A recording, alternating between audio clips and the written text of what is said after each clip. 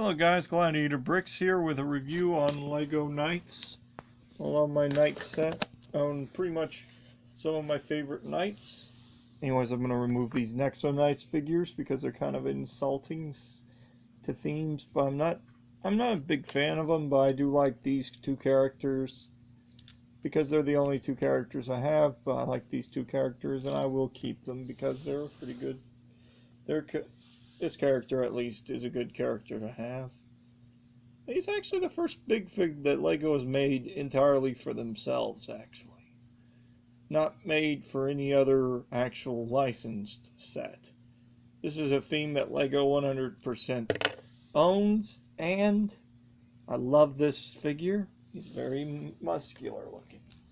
Anyways, let's go on and show you the Knights one by one.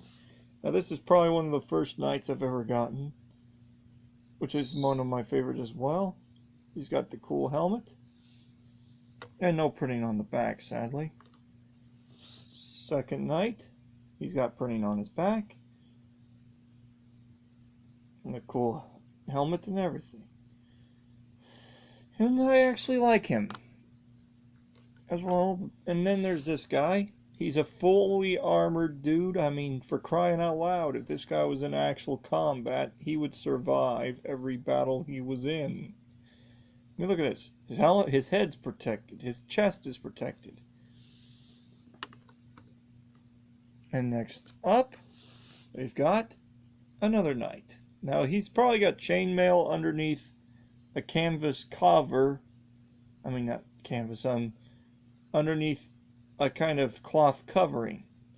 Now, if you're wondering, for a certain time before the knights were able to start making, there were some knights who couldn't afford plate armor, period. During a certain time, I forget the name of the time, but if you can just look up the Metatron, he does a lot of videos on talking about armor plating. He does a lot of reviews on weapons. Check him out. His name's Metatron, and hopefully maybe he'll check out my channel one day and comment on this video and you guys can follow. Just go from his comment to the video, but I doubt he'll ever comment. Anyways, my knowledge of armor is, the first armor that was actually kind of created was chainmail, and for a while it was a foot soldier's armor as well as any type of soldier's armor. Now, chainmail is a pretty good protective layer. Now, you're probably thinking, wait a minute, in Hollywood, the knights die instantly because they have chainmail. Actually, you listen to Hollywood, you're 100% going to lose. Anything you watch in Hollywood is kind of inaccurate. In fact, there are some weapons in Hollywood that have actually been made indestructible, like the samurai sword. That weapon is said to be better than the Irish longsword? No, it's not. Actually, during a certain time, the samurai sword was actually the most breakable weapon ever. Now, in modern times, they make it using technology, meaning that the sword has actually been made using technology, and it's not based off the real thing. It's actually 100% indestructible. Anyways, back to the other facts. Now, let's talk about plate armor in general. Plate armor is the equivalent of survival.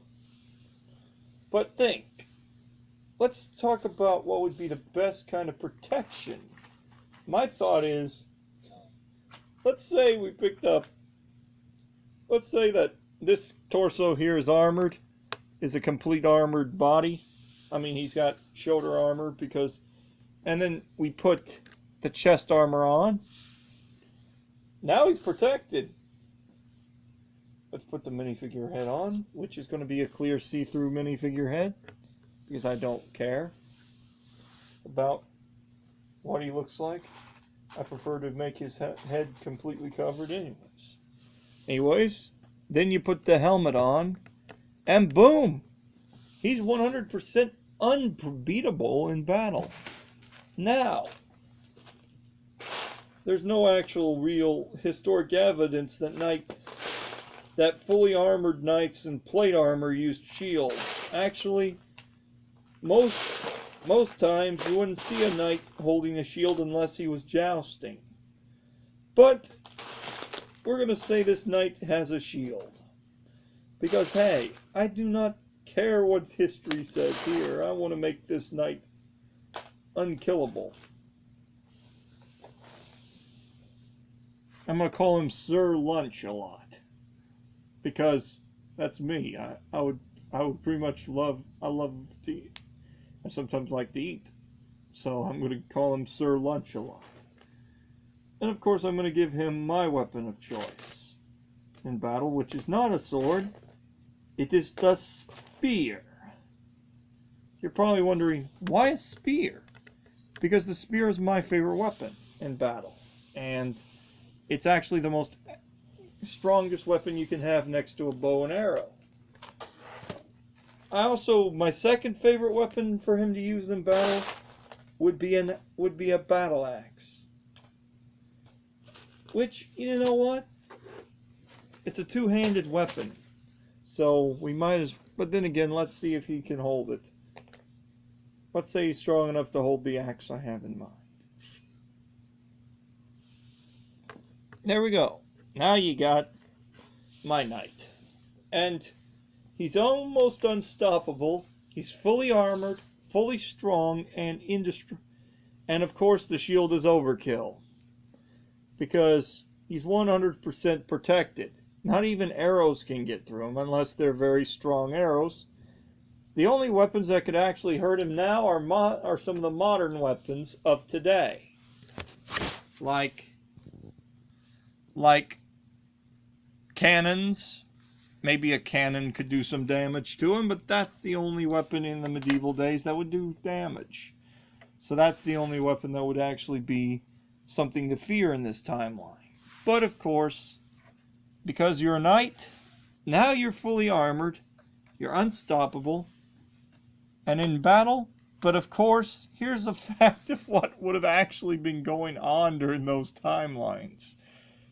Enemies wouldn't have died as quickly as you think. That's the funny fact. No, it would have been like one guy's trying to penetrate the other guy's armor.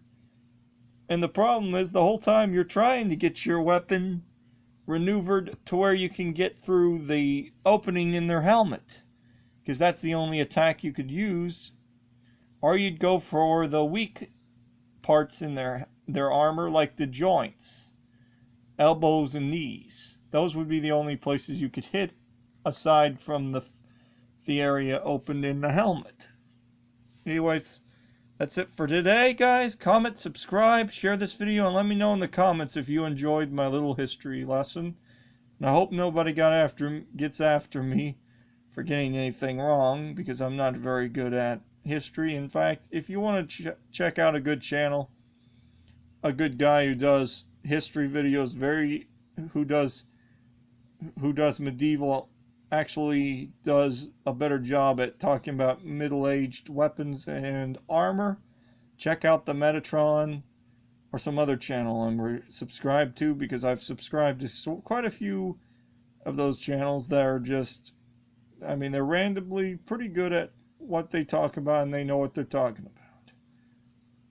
And don't listen to Hollywood crap about armor and weapons, because armor does exist in real life. Well, Hollywood just does the wrong thing. Here's what Hollywood does all the time. They pretty much make it like the armor's the equivalent of tissue paper. That's the funny fact. Anyways, that's it for today. Comment and subscribe.